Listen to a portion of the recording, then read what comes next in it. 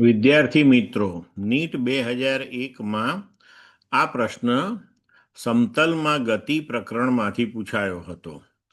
પ્રશ્ન છે, સદીશો a બરાબર 3i plus 4j plus 5k caret અને સદીશ b બરાબર 3i caret plus 4j caret minus 5k caret વચ્ચેનો ખૂણો શોધો. વિકલ્પ આપ્યા છે: a 0 degree, B 45 degree, C 90 degree, D 180 degree. હવે જો આપણને બે સદીશો આપેલા છે અને આપણે તેમની વચ્ચેનો ખૂણો શોધવાનો છે, બરાબર છે.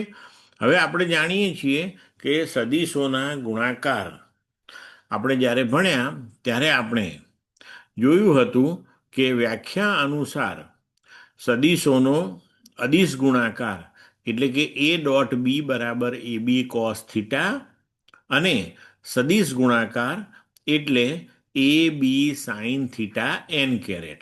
તો એ બંનેની અંદર થીટા આવે છે, એટલે કે બે સદિશ વચ્ચેનો ખૂણો આવે છે.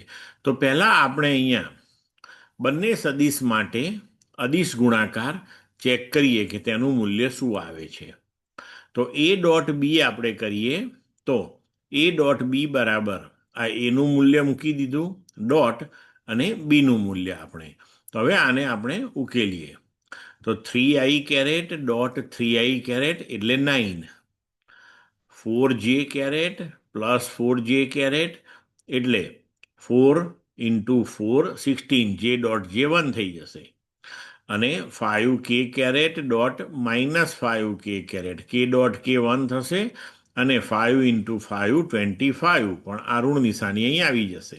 તો હવે આનો જવાબ થશે 0. હવે એ ડોટ બી બરાબર 0 આવ્યું. વ્યાખ્યા અનુસાર એ ડોટ બી બરાબર એ બી કોસ થીટા. એ શૂન્ય નથી, એટલે કે એનું મૂલ્ય શૂન્ય નથી, બીનું મૂલ્ય શૂન્ય નથી, તો કોસ થીટા શૂન્ય હોય. કોસ થીટા ક્યારે શૂન્ય થાય? કે જ્યારે થીટા બરાબર 90 ડિગ્રી થાય ત્યારે. એનો મતલબ એ થયો કે સદિશ એ અને સદિશ બી વચ્ચેનો ખૂણો 90 ડિગ્રી હોવો જોઈએ, એટલે કે બંને પરસ્પર લંબ હોવા જોઈએ. એટલે હવે આપણો જવાબ થશે સી. ક્લિયર મિત્રો?